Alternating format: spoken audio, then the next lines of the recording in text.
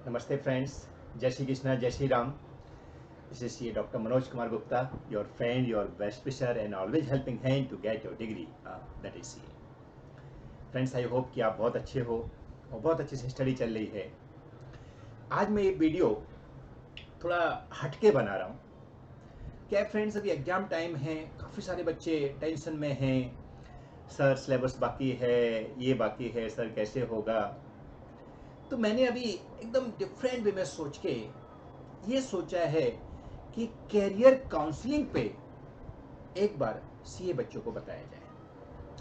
आखिर सीए बनने के बाद क्या करेंगे, सीए नहीं बने तो भी क्या करेंगे। तो आज का टॉपिक, ये जो वीडियो है, on career counselling with my life also, कि कैरियर में कैसे हम डिसाइड करें कि किस ओर जाएं, क्या सर्विस करें, जॉब करें सीए बनने के बाद, या फिर कुछ बिजनेस करें।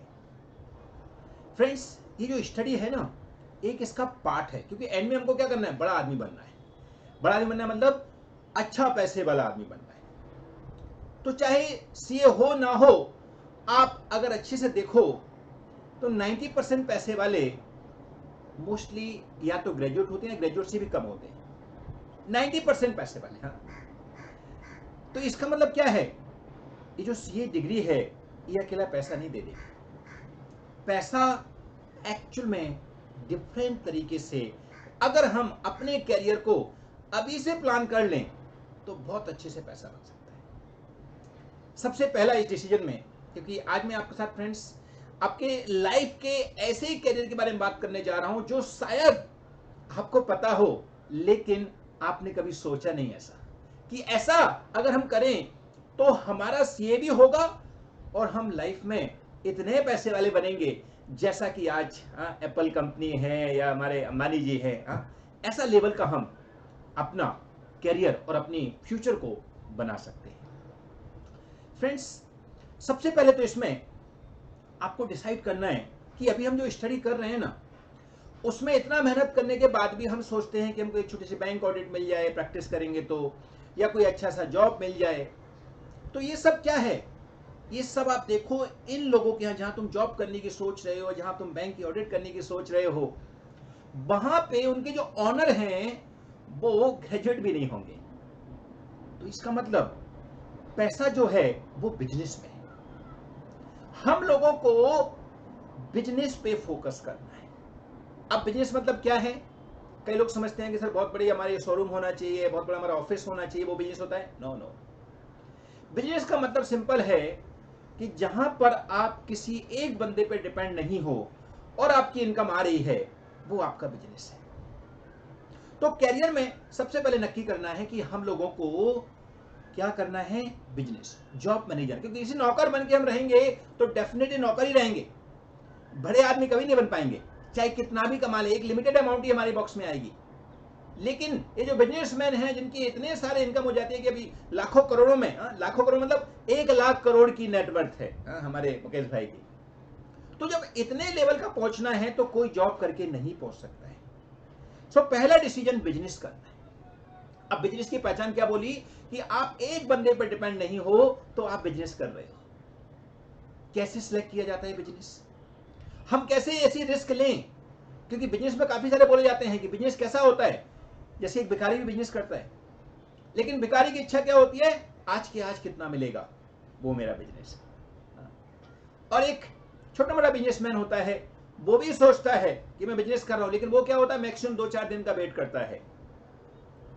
लेकिन जो एक्सपर्ट बिजनेस होता है, बोलते हैं कि वो लॉन्ग टाइम सोचते हैं। हमको ऐसा कोई लॉन्ग टाइम सोचने जैसा बिजनेस नहीं करना है, वो करेंगे, बट पहले हमको अपनी सेफ्टी लेनी है। सेफ्टी मतलब कैसा, कि सपोज आपकी एक्सपेक्टेशन है कि हम जॉब करेंगे तो हमारा 6 लाख का पैकेज होगा, 8 लाख का पैकेज होगा, 15-20 लाख का पैकेज होगा स्टार्टिंग। तो पहले हमको वो सेव करना है, और उसके बाद में वो जो मुकेश अंबानी ने सोचा हुआ है वैसे रास्ते पे जाना है। तो फ्रेंड्स, आज का ये करियर काउंसलिंग में सबसे पहले हमने डिसाइड किया कि बिजनेस जाना है।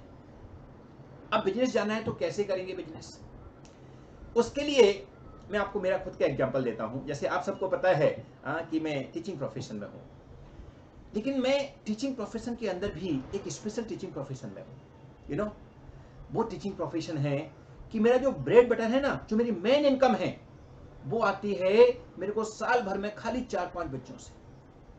यानी मेरे 5 स्टूडेंट ऐसे होते हैं जिनसे मेरे को पूरे साल भर की मेजर इनकम आती है। बाकी के इतना सारा मेरा ऑनलाइन है, क्लासेस WRC के साथ भी एसोसिएट है, लेकिन वो सब एक छोटा मोटा इनकम है। मेन इनकम मेरे को ये 5-6 स्टूडेंट से आता है। तो आप समझो कि मैं कौन से बिजनेस की बात कर रहा हूं।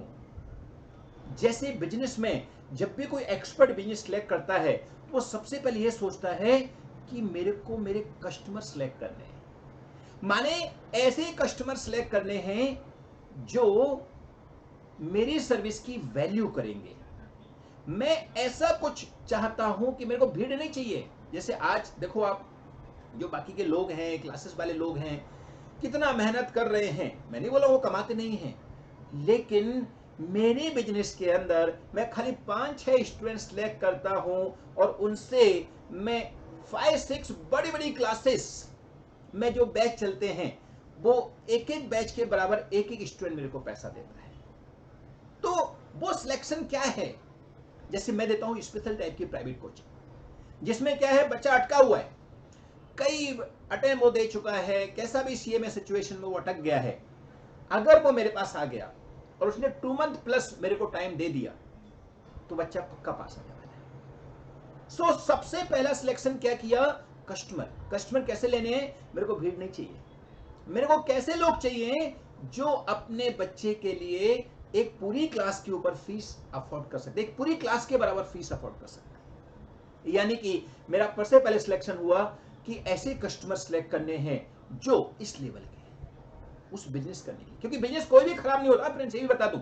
अगर आपके माइंड में ऐसा है कि मैं एक बड़े ऑफिस में जाके बैठूंगा या मेरे 10-20 एम्प्लॉय होंगे तभी मैं बिजनेस करूंगा, ऐसा भी करो, आई हैव नो प्रॉब्लम। लेकिन मैं बोलना चाहता हूं, आप डर रहे हो जिससे कि मैं बिजनेस फील्ड में नहीं आना चाहता, मेरे को जॉब में एक फिक्स अमाउंट मिल जाएगी। फ्रेंड्स, वो फिक्स अमाउंट के चक्कर में हमारा माइंड कभी इंप्रूव ही नहीं कर पाता है। हमारे माइंड को कभी वो ठोकर ही नहीं मिलती है। वो ठोकर मिलना भी जरूरी है। हाँ, जैसे मैं एक स्पीच सुन रहा था अमिताभ साहब की, तो वो बता रहे थे कि मैं जब एक प्रॉब्लम में आया, बैंक करप्ट हो गया, मेरे पास बिल्कुल फंड नहीं था, उस टाइम पे धीरूभाई अंबानी ने उनके बेटे को, अनिल अंबानी को, उनके पास भेजा कि वो बंदा प्रॉब्लम में है, उसकी हेल्प कर जाके। और उन्होंने एक ऐसी अमाउंट मेरे को भेजी कि अगर वो अमाउंट मैं ले लेता तो मेरे सारे कर्जे चुक जाते, मैं सब एकदम फ्री हो जाता। लेकिन मैंने वो अमाउंट नहीं ली। क्यों नहीं ली? मेरे को विश्वास था कि मैं कुछ ना कुछ ऐसा कर लूंगा जिससे ये मैं खुद इसको चुका सकता हूं। और जब ऐसा हुआ, उसके बाद में वो आगे बढ़े, आपके सबके सामने हैं। और बाद में वो बता रहे थे कि धीरूभाई अंबानी की कोई पार्टी में वो गए, तब उन्होंने सबके सामने बोला कि देखो ये लड़का ऐसा है जिसने खुद गिरा और उठा और आज अपने पैरों पे खड़ा है। इसने मेरी हेल्प नहीं ली, मैंने इसको हेल्प करना चाहा लेकिन हेल्प नहीं ली। सो ये क्या है? ये है बिजनेस। हमको ठोकर लगेगी, थोड़ा सा लॉस होगा, थोड़ा सा बिजनेस में जाएंगे, डर लगेगा, तब जाके ये माइंड ब्रॉड होता है, तब जाके हमारी वो बिजनेसमैन जैसी थिंकिंग होती है। आज मैं देखता हूं बड़े बड़े इंस्टीट्यूशन का, बड़े बड़े कॉलेजेस का मालिक ऐसा है जो खुद ग्रेजुएट नहीं है। तो इसका मतलब ये कैसे हो सकता है यार? हम चार्टर्ड अकाउंटेंट होके, इवन चार्टर्ड अकाउंटेंट नहीं भी हुए, तो भी हमारी नॉलेज एक ग्रेजुएट से 100% ज्यादा है। कई ऐसे बिजनेसमैन है फ्रेंड्स, मेरे प्राइवेट कोचिंग में कई ऐसे बच्चे हैं जिनके फादर 10th क्लास पास भी नहीं है और मेरे को वो लाखों रुपए की फीस देते हैं। तो मैं बोलना चाह रहा हूं कि आपको बिजनेस मतलब ये नहीं समझना है कि मेरे को कोई बॉस बन के बैठना है। बिजनेस मतलब मैं डिफरेंट जगह से पैसे ले रहा हूं, इनकम आ रही है, एक फिक्स सोर्स मेरी इनकम का नहीं है, वो सब बिजनेस है। उसके लिए मैंने सिलेक्ट क्या किया? सबसे पहले कस्टमर। जैसे एप्पल वाले ने जब फोन लॉन्च किया तो उसने जो 90% भीड़ है उसको नहीं लिया, उसने खाली 10%, 5% और even 1% of all over world के रिचेस्ट पर्सन उसने लिए कि मेरा फोन वो यूज करेंगे तो मैं अगर उसे लाख रुपए भी मांगूंगा तो मना नहीं करेंगे। सो कस्टमर आपके बेस्ट सिलेक्ट करो। Second, service. जैसा मैंने बोला, मैं प्राइवेट कोचिंग लेता हूं, लेकिन वो प्राइवेट कोचिंग में बच्चा मेरे को लाखों की फीस जो देता है, उसको पता है जो पास रिकॉर्ड है उसके अकॉर्डिंग बच्चा 101% पास होने वाला है। आईसीए जैसी फील्ड में आप कैसे बोल सकते हो सर पास हो जाएगा? यही मनोज का एफआर है।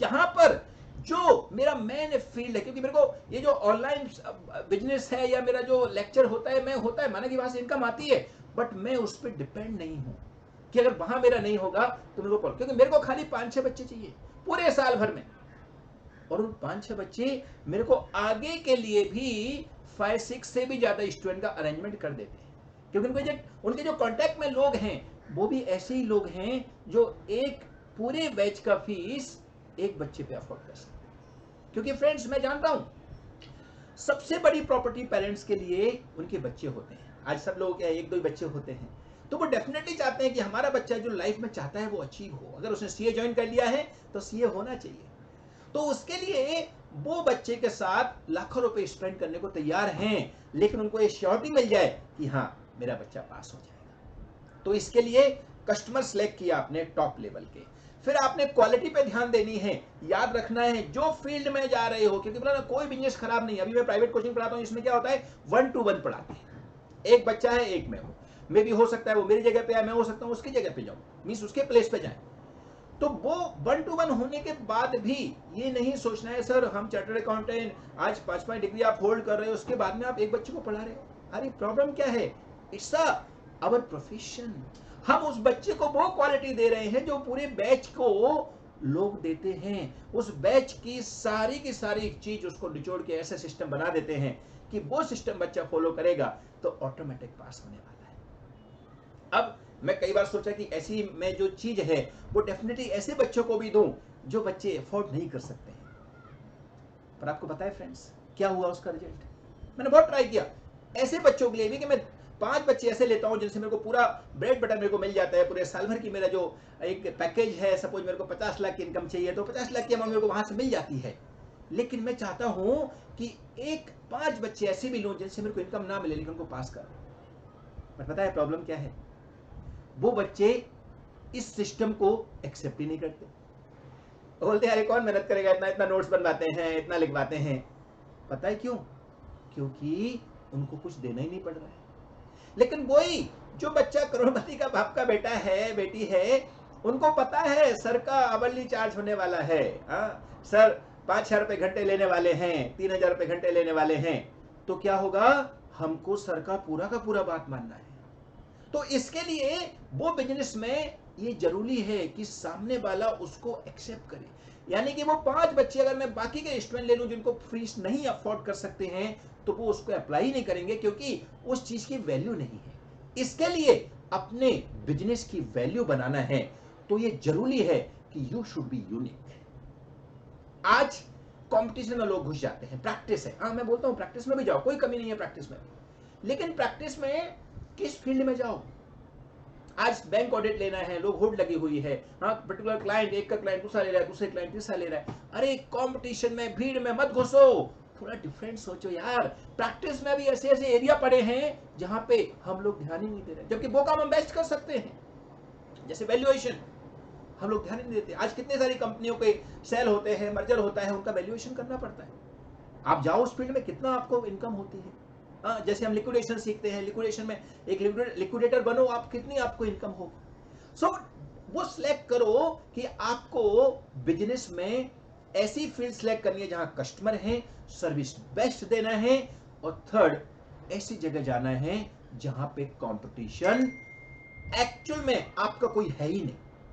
माने आप बताओ, अभी मैं जो फील्ड मेरी बताना चाह रहा हूं कि मेरे स्टूडेंट जो मेरी प्राइवेट कोचिंग में आ गए वो 101% पास होंगे, इसका जैसा कोई और क्लासेस है क्या? एक मेरे को बता दो। हाँ लोग हैं प्राइवेट कोचिंग देने वाले, लेकिन मैं जिस लेवल से स्टडी करवाता हूं मेरे को नहीं लगता कि मेरा कोई ऐसा कॉम्पिटिटर है जो कल आके बोलेगा कि मनोज सर के स्टूडेंट पास होते तो मेरे भी स्टूडेंट पास होंगे, गारंटी है।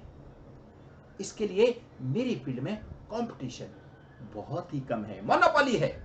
और मोनोपोली भी ऐसी नहीं है कि मैं मर्जी आपको चलाऊंगा, मेरे को पता है जिस बार भी अगर मैंने रिजल्ट गड़बड़ किया मेरा ये मोनोपोली खत्म हो जाएगा। इसके लिए मेरे को 100% फोकस करना है। मेरा हमेशा माइंड चालू रहता है कि जैसे लोग के एग्जाम होते हैं ना आपके नवंबर, हर नवंबर में एग्जाम होते हैं, वैसे मेरे भी हर नवंबर में एग्जाम होते हैं। मैं उन बच्चों के लिए पागल हो जाता हूं कि मेरे को पास कराना है, माने कराना है, जो जो पॉसिबिलिटी लगती है मैं सब इंक्लूड करता हूं। लास्ट 4 पॉइंट जो बिजनेस के लिए हमको चाहिए, friends, things for your country, things for your, कुछ ना कुछ एनवायरमेंट के लिए करना है, things for something good for the society. माने बिजनेस करो, लेकिन बिजनेस में अपनी कंट्री, अपनी सोसाइटी, अपने लोग, उनका फायदा भी सोचो। जैसे आज मैं किसी को पैसा देता हूं तो नॉर्मली ऐसे थिंकिंग होती है कि हमारा पैसा चला गया, लेकिन नहीं, एक बिजनेसमैन की थिंकिंग होती है कि ये पैसा सामने वाले को मिला है। माने आपका जो माइंड वर्क कर रहा है वो करना चाहिए कि you are doing something good for the society. एक बिजनेसमैन होने से आप 10 लोगों को और एम्प्लॉयड देते हो, ऐसे लोगों को जिनके पास या तो क्वालिफिकेशन नहीं है, या वो एम्प्लॉयड नहीं हो सकते हैं, या वो नहीं जानते बिजनेस करना। तो आपको ये नहीं सोचना है कि आप सामने वाले को पैसा दे रहे हो, आपके यहां से पैसा जा रहा है, पैसा थोड़ा कम जाए तो अच्छा है। नो, क्या सोचना है कि आपको पैसा आपके यहां से जा रहा है वो नहीं, बल्कि सामने वाले को पैसा मिल रहा है। उससे क्या होगा कि सामने वाले के घर में भी कुछ नई खुशियां आएंगी। सामने वाले के पास जो पैसा जाएगा उससे वो बहुत कुछ कर सकता है जो आपके पास था जब करते थे, जब कम आता था आपके पास। तो इन शॉर्ट आपको माइंड में एक पक्का ह्यूमैनिटी रखना है, एक पक्का सोशल वर्क रखना है कि हम इस बिजनेस में कहीं ना कहीं सोसाइटी का फायदा करें। एंड फ्रेंड्स, ये तो डायरेक्ट फायदा हो गया, इनडायरेक्ट फायदा भी। जैसे आज मैं मेरे करियर में जब आया तब ये जो प्राइवेट कोचिंग वाली मैंने आपको बात बताया कि मैं ऐसे बच्चों को टारगेट कर रहा हूं कि मेरे को खाली 5-6 बच्चे चाहिए पूरे साल भर में, और मेरा जो टारगेट है वो अचीव हो जाता है। सो वो टारगेट जो अचीव हो गया है, क्योंकि आज बड़ी बड़ी क्लासेस वाले भी फ्रेंड्स आप देखो, नेट प्रॉफिट जिनका मेरे ख्याल से बहुत ही कम ऐसी क्लासेस होंगी जिनका 50 लाख प्लस का नेट प्रॉफिट होता है। तो मैं आपको बोलना चाह रहा हूं वो मेरे को 5-6 बच्चे ऐसा कर देते हैं। तो इसका मतलब क्या है कि ये जो 5-6 बच्चे हैं ये मेरे को ये नेट प्रॉफिट तो दे ही रहे हैं, लेकिन साथ में एक ऐसा रिलेशन दे रहे हैं कि हर साल मुंबई जैसे शहर में, इवन अभी जो ऑनलाइन हो गया है बिकॉज ऑफ एवरीथिंग, अभी सिस्टम जो है बदल गया है कोरोना के चक्कर में, उस चक्कर में अब स्टूडेंट मेरे मुंबई से नहीं बल्कि ऑल ओवर इंडिया से आने लग गए। सो ये कैसा है कि हमारे पास वो जो प्राइवेट कोचिंग है उसका पार्ट ब्रॉड बन गया है, लेकिन मेरे को जो एक्स्ट्रा बेनिफिट मिलता है इस बिजनेस के अंदर कि वो एक सोशल वर्क ऐसा हो जाता है कि एक तो वो बच्चा जो परेशान था, जिसके पेरेंट्स के पास लाखों करोड़ रुपए हैं, वो कुछ भी कर सकते हैं अपने बच्चे के लिए, लेकिन फिर भी पास नहीं हो पा रहा है, तो उनकी हैप्पीनेस चली गई है। और जब वो मनोज के एफआर सिस्टम में आ जाते हैं और जब वो पास होते हैं तो उनके लिए मैं एक वीआईपी बन जाता हूं। मैं जितनी भी पार्टी अटेंड करने जाता हूं, क्योंकि मोस्टली मेरे स्टूडेंट ही मेरे को पार्टी देते हैं, जब भी कोई सीए बनता है उस टाइम फिक्स हो जाता है मेरे 90% 5 स्टार होटल में मैं स्टूडेंट की पार्टी पे गया हूँ। मोस्टली सारे 5 स्टार के अंदर मैं डिफरेंट जो मैंने यूज किया है वो स्टूडेंट की पार्टी पे यूज किए हैं। अभी मैं खुद भी अपने पैसे से जाता हूँ, लेकिन मैं बता रहा हूँ स्टार्टिंग में जो 5 स्टार का टेस्ट है वो मेरे को स्टूडेंट की पार्टियों से मिला। वो कैसा हो जाता है कि उनके साथ ऐसा रिलेशन बन जाता है, वो मेरे को कई बार तो ऐसा होता है कि sir you are god for अस।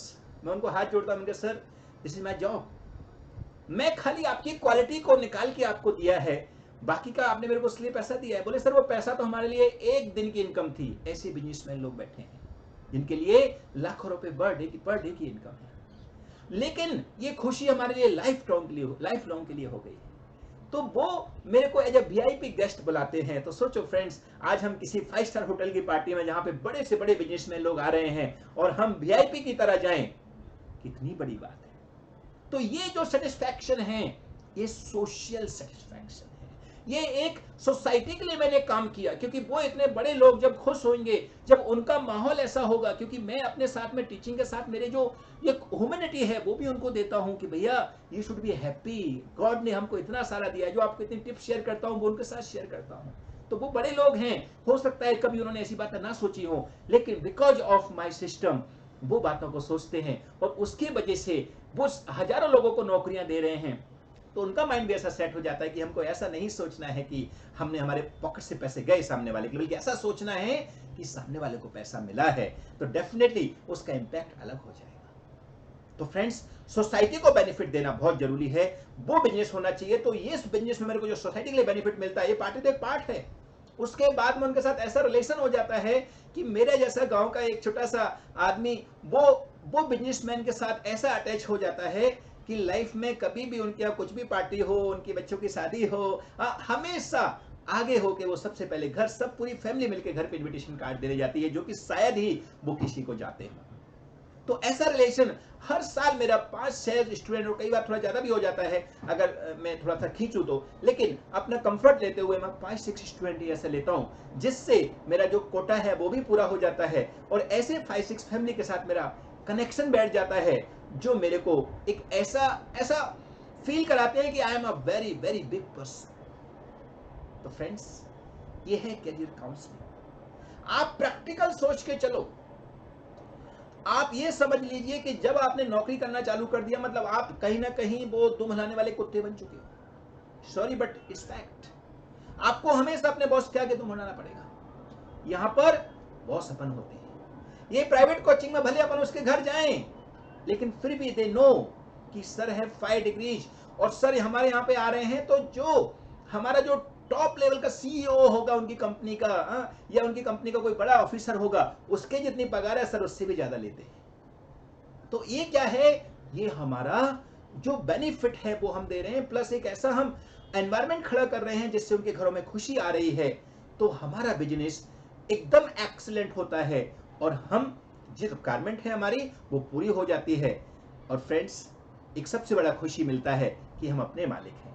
मेरे को कभी भी कहीं जाना है तो किसी से छुट्टी नहीं लेनी पड़ती है। हाँ, आपने देखा होगा कोई भी टीचर ऐसा नहीं कि स्टूडेंट से पूछेगा अच्छा बेटा मैं छुट्टी ले लूँ क्या। हाँ, ऐसा तो आप जानते हो। तो इसका मतलब क्या है कि मैं हमेशा अपनी मर्जी का मालिक हूँ। जब लेक्चर मेरे को नहीं लेना है तो मैं बोल देता हूँ भाई लेक्चर आई नहीं है। दे नॉट आस्क क्यों नहीं है, क्योंकि I am the teacher, I am the boss. सो वो बॉस सिस्टम आप बनिए। और फ्रेंड्स, ये जो सिस्टम मैंने बनाया है, ये सिस्टम भी मैं आपको बता दूं बहुत ही प्रैक्टिकल है। ये जो चीज मैं आपको यहाँ ऑनलाइन में देता हूँ, बस खाली उस चीज को मैं इंप्लीमेंटेशन करवाने में ज्यादा फोकस करता हूँ, वही मेरी प्राइवेट कोचिंग है। सो फ्रेंड्स, अपने करियर को लेकर ज्यादा आप सीरियस मत होइए। ये आप समझ लीजिए कि अगर आप सीए कर रहे हो, अगर हम बड़ी बड़ी कंपनियों को मैनेज कर सकते हैं, अगर बैंक की ऑडिट हमारे साइन से सर्टिफाइड होती है कि हाँ इसने बराबर काम किया है, अगर मुकेश अंबानी की सीट हमारे साइन से सर्टिफाइड होती है, इसका मतलब हमारी नॉलेज इतनी है कि हम मुकेश अंबानी जैसे लोगों की बैलेंस शीट सर्टिफाइड कर सकते हैं, तो डेफिनेट उनकी जैसी बैलेंस शीट बना भी सकते हैं। उनकी जैसी बैलेंस शीट हमारी खुद की भी हो सकती है। तो उतना आप अपने आप पे भरोसा रखिए और उस कैरियर के बारे में सोचिए। इवन फ्रेंड्स, पढ़ाई करते टाइम पर भी आप लोग इन सब बातों को सोच के स्टडी करो। डोंट स्टडी ओनली फॉर रट्टू तोता के जैसे, या कोई मॉड्यूल की लैंग्वेज याद करना है। आपके अंदर जो बुक्स में लिखा हुआ है वो बेसिकली बड़े बड़े बिजनेसमैन लोगों ने प्रैक्टिकल लाइफ में किया है। वो प्रैक्टिकल लाइफ की हुई चीज आपको बुक्स में दे दी है, लेकिन हम उसको कैसे पढ़ते हैं, कोई टिप्स लगा लेते हैं या कोई पर्टिकुलर स्लोगन लिख लेते हैं जिससे हमको वो पॉइंट याद हो जाए और हम एग्जाम में पास हो जाए। ऐसा नहीं, उसको समझ के ये करो कि हम अभी रियल बिजनेस में आ गए हैं। हम अगर वो सिस्टम फॉलो करेंगे कि जो प्रैक्टिकल लाइफ में जिसने फॉलो किया, जिसके बेस पे बुक बनी है, तो कैसे वो सिस्टम को डेवलप करेंगे, ऐसा सोच के आप स्टडी करो तो माइंड ब्रॉड होगा। और जब आप सीए बन के निकलोगे तो इमीडिएटली आप एक तो मार्क्स बहुत अच्छे लेके आओगे, क्योंकि आपने सब प्रैक्टिकल नॉलेज, क्योंकि इनका ऑब्जेक्टिव क्या है, आज जो सीए का सिलेबस है उसका ऑब्जेक्टिव क्या है कि आपकी नॉलेज बिल्ड की जाए, ना कि आपको रट्टू तोता बनाया जाए। फ्रेंड्स, आफ्टर सीए आप 90% ऑफिस में जाके देख लो, जो भी डिसीजन लेना होता है, जो भी उनको चेक आता है कि भाई ये चीज बराबर है कि नहीं, सब लोग जो उसका पूरा एक्ट उठाते हैं, देखते हैं उसके अंदर क्या लिखा है, वो पढ़ के बता देते हैं हाँ भाई ऐसा करना चाहिए। तो स्टूडेंट से ही खाली एक्सपेक्टेशन है कि याद रखें, प्रैक्टिकल लाइफ में तो सब डायरेक्ट में जाके देख लेते हैं। तो हमको ये समझना है कि स्टूडेंट से एक्सपेक्टेशन याद रखने की तो है ही, लेकिन उनको ये जानना जरूरी है कि बच्चा एक कैपेबल है कि नहीं। तो इसके लिए वो जो भी दिया हुआ है वो कहीं ना कहीं लोगों ने प्रैक्टिकल लाइफ के बेस पे बनाया है, उसको ऐसे तरीके से सोचो और फिर स्टडी करो। तो इमीडिएटली आफ्टर सीए तो बनोगे ही आप उस वे में स्टडी करोगे, तो क्योंकि क्या है, आपने उसका प्रैक्टिकल अप्रोच फॉलो कर लिया, चाहे वो थ्योरी हो चाहे वो प्रैक्टिकल हो। और उसके साथ में जैसे ही तुम सीए बन के निकलोगे, आपने उन बिजनेसमैन लोगों की टेक्निक जो है प्रैक्टिकल सीख ली है, तो इमीडिएटली आप बिजनेसमैन बन सकते हो और इमीडिएटली आप अपने कैरियर में आगे बढ़ सकते हैं। ओके फ्रेंड्स, सो थोड़ा डिफरेंट था, लेकिन मेरे को लगा कि बच्चों के साथ शेयर करना चाहिए कि कैसे अपने लाइफ में करियर अपन डिसाइड करें। अगर आपको अच्छा लगा हो तो please like it and please apply this in your life. हम बहुत बड़े आदमी हैं बेटा, हम सीए कर लिए हैं, मतलब हमने बहुत बड़ा नॉलेज ले लिया है, और उस नॉलेज को हम हमारे लिए यूज करेंगे, हमारे बिजनेस के लिए यूज करेंगे, लोगों की भी हेल्प करेंगे, हजारों लोगों को एम्प्लॉयमेंट भी देंगे, लेकिन हमारा खुद का भी हेल्प करेंगे। ओके फ्रेंड्स, और ये प्राइवेट कोचिंग वाला जो सिस्टम है वो मैं अभी भी आपको बोलता हूं, कोई भी आपके फ्रेंड सर्कल में जो ऐसा बच्चा है जो अटका हुआ है, लेकिन उसका ये जो फीस है वो उसको समझ के चलना पड़ेगा कि एक बड़ा बैच जो 150-200 बच्चों का बैच होता है उसके बराबर उस फीस अकेले बच्चे को देनी पड़ेगी। तो अगर वो मनोज के एफआर सिस्टम में आ गया तो नेक्स्ट 2 to 3 मंथ में वो बच्चा उस सीए की एक सब्जेक्ट, एक जो ग्रुप है उस पर आगे बढ़ जाएगा, ये मेरी गारंटी है। बराबर। So friends, this is something about your career and something about my business, and I just want friends कि everyone should be happy। कहीं ना कहीं आप अच्छे तरीके से दिल को खुश रख के जब कुछ काम करते हैं तो पूरे घर का माहौल अच्छा हो जाता है, अपने आसपास का माहौल अच्छा हो जाता है, जिनसे हम मिलते हैं उनका मन अच्छा हो जाता है। तो अपने आप को खुश रखो और ऐसे बिजनेस में दिमाग लगाओ जिससे सबसे पहले हमको कस्टमर सेलेक्ट करना है, फिर कस्टमर के लिए क्वालिटी देनी है, चाहे कुछ भी हो जाए बेस्ट क्वालिटी उसको मिलनी चाहिए। और कहीं ना कहीं हमको एनवायरनमेंट के बारे में भी सोचना है, सोसाइटी के बारे में भी सोचना है कि हमारे बिजनेस से सोसाइटी को फायदा होना चाहिए। तो फ्रेंड्स, आप देखो जब सब तरीके से आप अच्छा करने की सोचोगे तो गॉड भी आपके साथ अच्छा करेगा और बहुत अच्छा तुम्हारे साथ करियर में होने वाला है। Okay, so thank you so much. Please like the video if you like, and all the best for your exam. जय श्री राम। Bye bye.